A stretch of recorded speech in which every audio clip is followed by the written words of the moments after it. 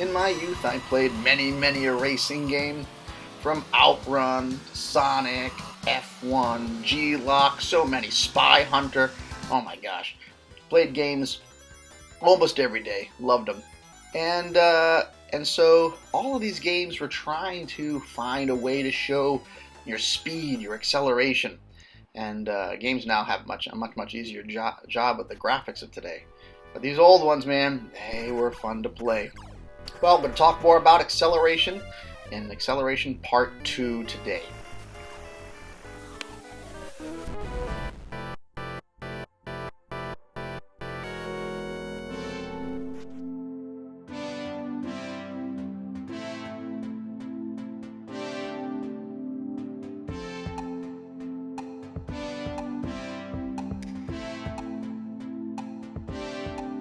Yesterday we were talking about the formula for acceleration right here. Your change in speed, right, divided by the time in which your speed changes, right? Your delta V, change in velocity or speed, divided by your time. And that gives us your acceleration. And yesterday I said, hey, maybe there's a way we can put this into the triangle just like we did speed. And I asked you guys to kind of think about that if you felt up to it. And let's take a look. What would that actually look like? Well, it turns out the formula looks like this. You might not be overly surprised. But delta V over T A. And we can actually put in our multiplication symbol and our division symbols here and here. And this is our new triangle. We can solve for change in speed, we can solve for acceleration, and we can solve for time with all of these things. Now, let's take a look at how this will do. We'll do a few problems here, and I have a feeling you're going to catch on pretty quick, just like last time. It shouldn't be too difficult for you. All right, let's try a word problem and see how we do here. Let's look at this first one. A car goes from 0 meters per second to 20 meters per second, and the car's acceleration is 4 meters per second squared. Let's put the square in there because that's not going to work. There we go. Squared. How long did it take the car to reach maximum speed? So the first thing we want to do is we want to figure out what is this question even asking us. I'm reading the question, and then I get to here. It says, how long did it take the car to reach maximum speed? How long? This is a measurement of time. So here I want to write down T. We want time. Okay, fine. Time. That's what we need. The next thing we have to do is figure out what equation do we need. We've got 3 equations in this triangle. So we cover up with our finger the one we're trying to find, which is T. So I cover up T, and I look at what I got. I have delta V divided by A.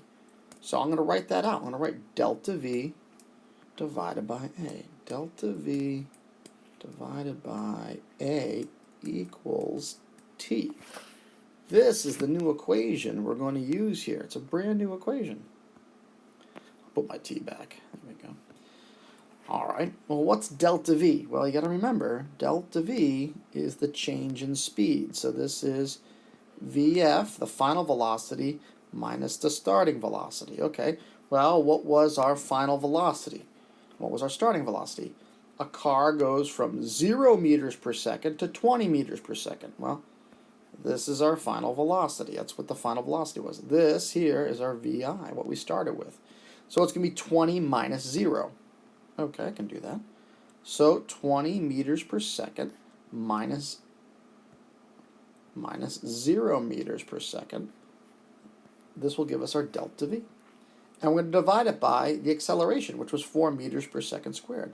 4 meters per second squared. All right. Well, what's 20 minus 0? 20 minus 0 is 20. So we end up with 20 meters per second divided by 4 meters per second squared. Well, what's 20 divided by 4? 20 divided by 4 is 5. Now, let's look at these units. 4 meters per second squared. This actually is meters per second per second. It's this unit and this unit. Well, guess what? This guy and this guy can cancel. They clear out. So all we're left with is seconds, which comes back. it took the car 5 seconds to go from 0 to 20 at that acceleration. Okay?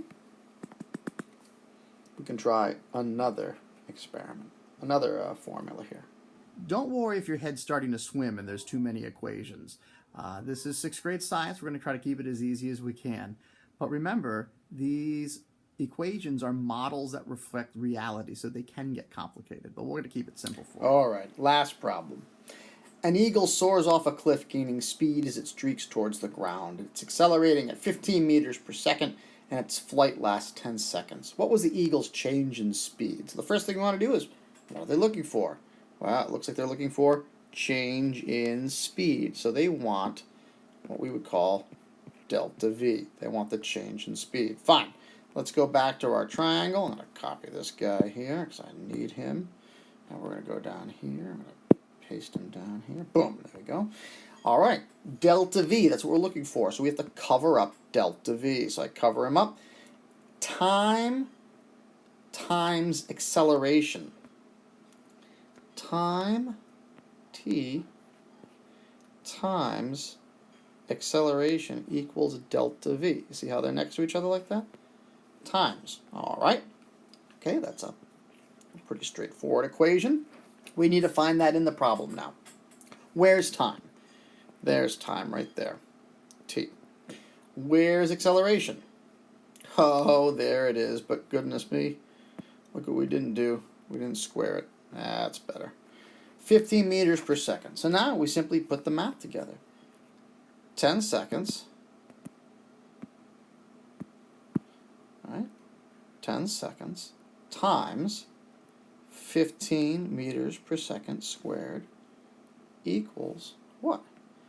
And as it turns out, 10 times 15, 150. And it will be meters per second. The bird's speed changed by 150 meters per second. And that's it. That's all you have to do. That's how we solve these problems. Now, there are a lot of other kinds of equations this can break down into. It can get very, very complex, like I had mentioned slightly a little bit earlier.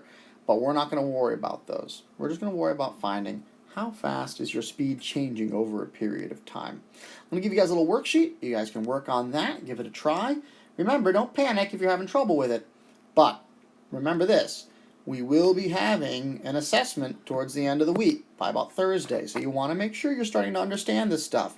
If you're not, you need to be contacting myself or Mr. Buckwalter or Mrs. Ward, depending on who your science teacher is, for clarification on these things. So we do expect you to, struggle a little bit in the beginning, but at the same time, you do need to ask for help if you're confused about any of these topics. All right, well, we'll see you guys tomorrow. Have a good day.